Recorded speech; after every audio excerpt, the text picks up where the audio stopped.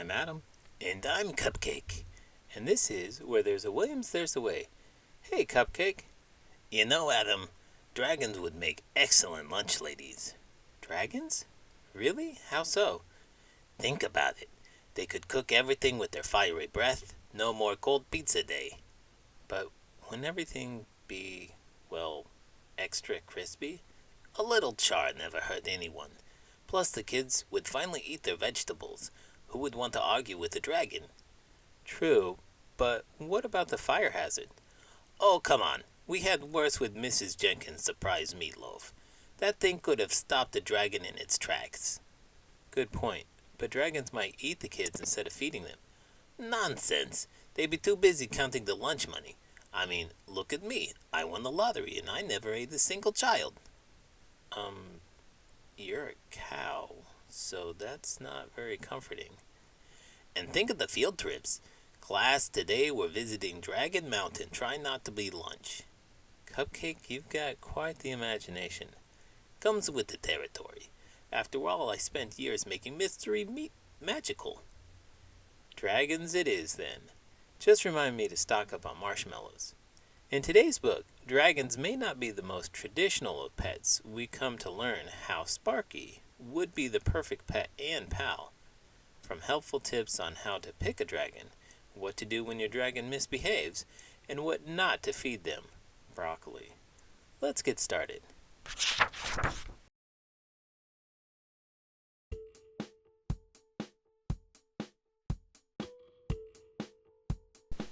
Me and My Dragon by David Biedrzycki. Some kids want a dog. Others would like a cat. I want a dragon. But not a big dragon. A big dragon wouldn't fit in my house. I wouldn't want a three-headed dragon either.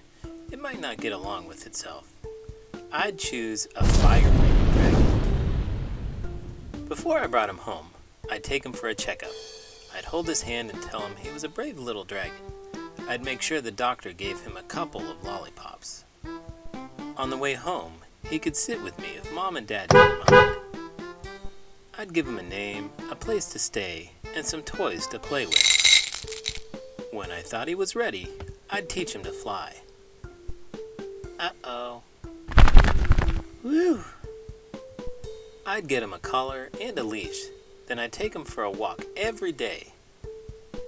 If he was a naughty dragon, I might have to send him to school. After he learned to behave, I could take him camping in the summer and trick-or-treating in the fall. We could clear neighbors' driveways in the winter. Nice costume. Have you ever thought about what it would be like to have a pet dragon? You think handling school lunch would be tough? Imagine a dragon demanding extra spicy nachos every day. I can see it now. Good morning, class. Today we're learning about fire safety. Again. And don't forget the playground incidents. Ms. Cupcake, Sparky melted the swings again. Field trips would be interesting. Keep your hands inside the dragon at all times, kids. Recess would be a breeze. Sparky, time to toast some marshmallows for snack. What about grading papers? Why does your homework smell burnt? My dragon ate it. At least you'd never need a furnace in winter. Sparky, warm up the house, please. And summer grill-outs? Perfectly grilled steaks every time. As long as Sparky doesn't get a taste for winning lottery tickets, we're good. Speaking of which, can dragons buy lottery tickets? Looks like having a dragon could be a hot mess. But a fun one for sure. But I might not take him kite flying in the spring.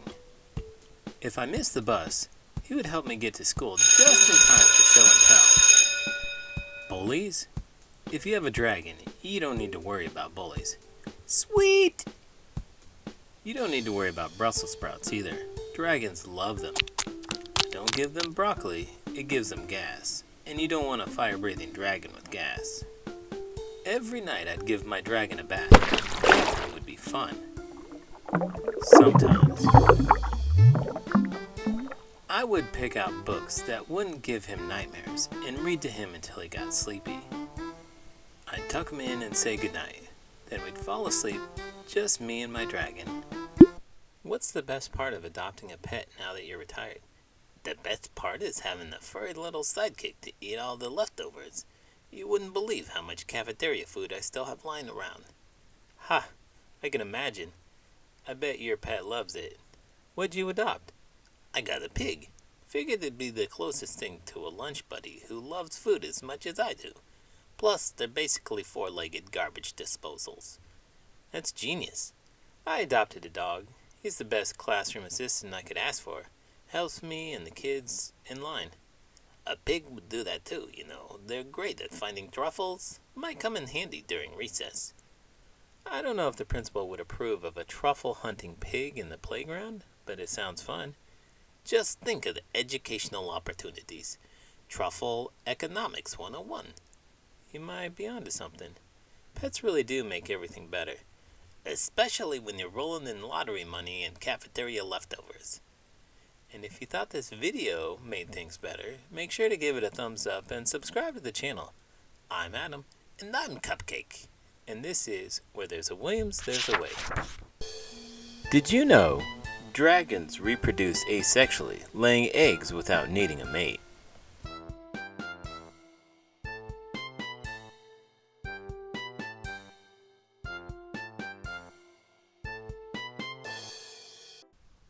I'm Adam. And I'm Pim. And this is Where There's a Williams, There's a Way. Hey Adam, have you ever thought about having a class pet dragon? That'd be quite something, wouldn't it? But I'm not sure how practical that would be in a school classroom. Oh, come on. Just imagine it. A friendly fire-breathing dragon helping you with your lessons. The kids would love it. You know, that does sound like a lot of fun. But I think we might run into a few safety concerns there. Dragons can be a little unpredictable, you know. You're right. Maybe we can get a tiny baby dragon, one that doesn't breathe fire yet. We could teach it to do tricks and help with the classwork. That's an interesting idea, but I think I'll stick with our trusty classroom pet fish for now. They're a lot easier to take care of and definitely less likely to cause chaos. In today's book, a boy runs into an unexpected problem when preparing to go trick-or-treating for Halloween. His pet dragon is scared silly of this spooky holiday. Let's get started.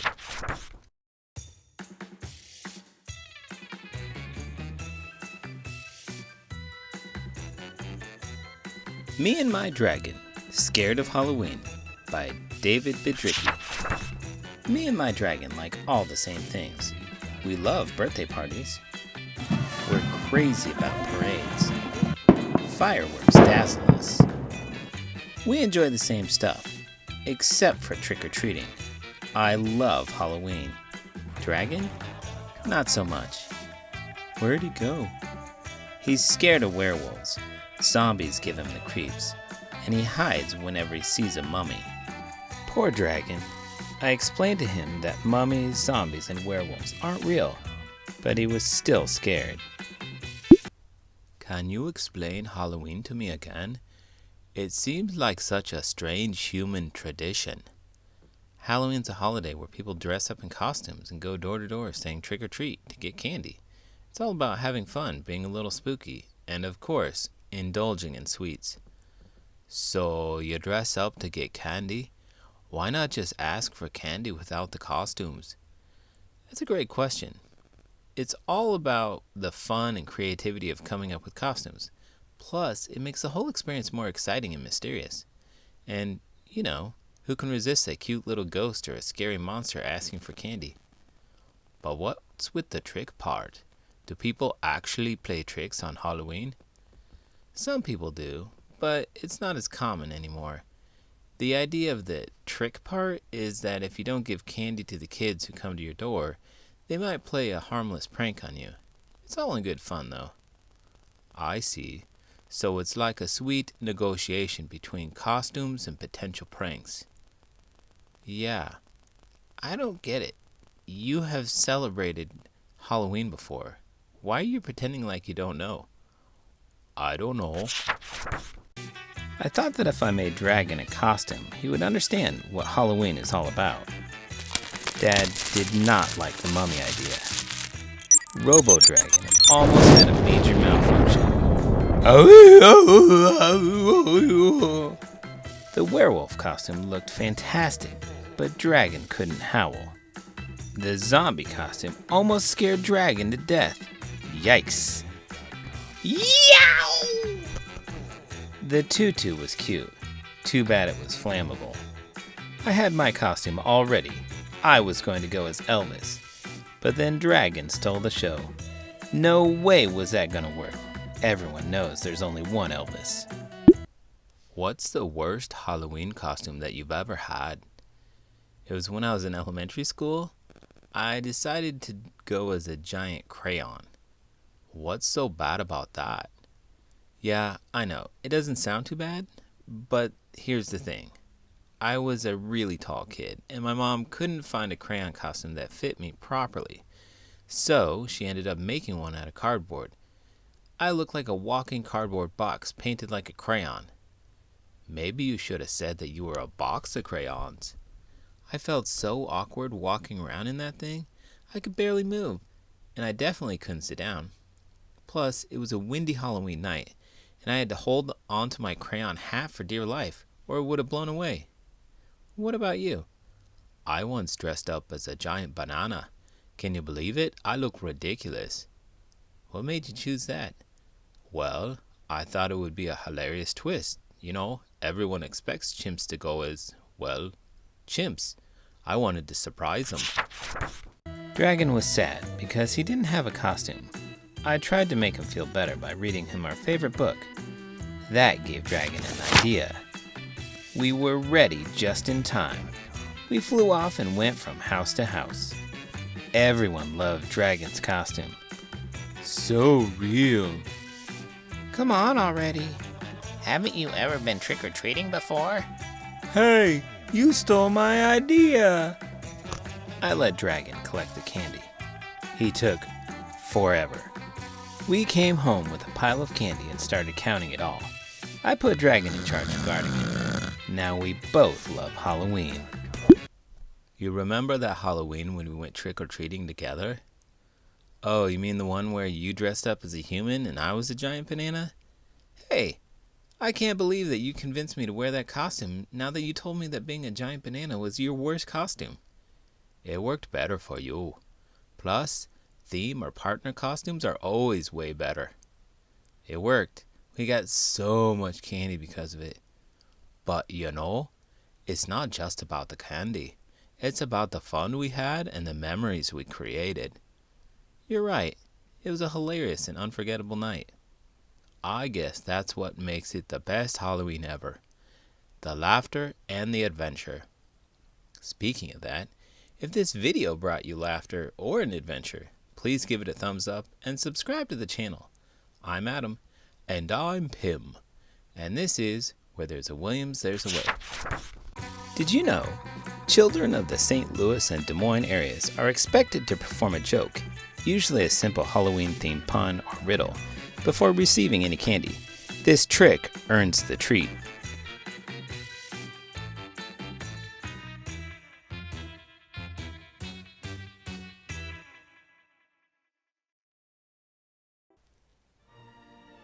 Me and My Dragon, Christmas Spirit.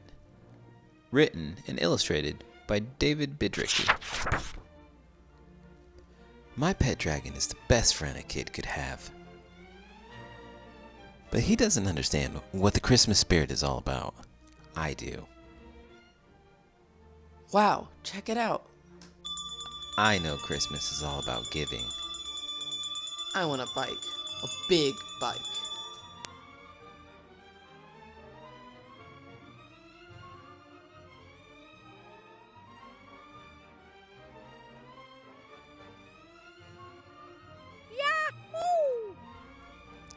It's about helping others and spreading joy to those around us. I don't think Dragon has a clue about any of this. He probably hasn't thought of buying gifts for anyone. That's okay. Whoa. I found the perfect gift for him, but I'm gonna need some money. I thought Mom and Dad could help me out. That's so funny. You've got to be kidding. Do we look like we're made out of money? But they didn't have the Christmas spirit either. We needed to make some cash.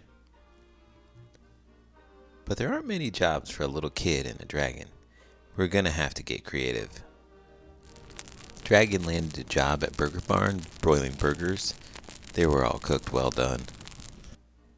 Mrs. Appleton paid me to play fetch with her dogs. I threw. Dragon fetched. Toasted marshmallow on a stick, 50 cents. Christmas trees delivered. We took all the odd jobs we could get. Me and My Dragon were a money-making machine. We even had time to babysit Mrs. Jones' 7 kids for free while she went food shopping.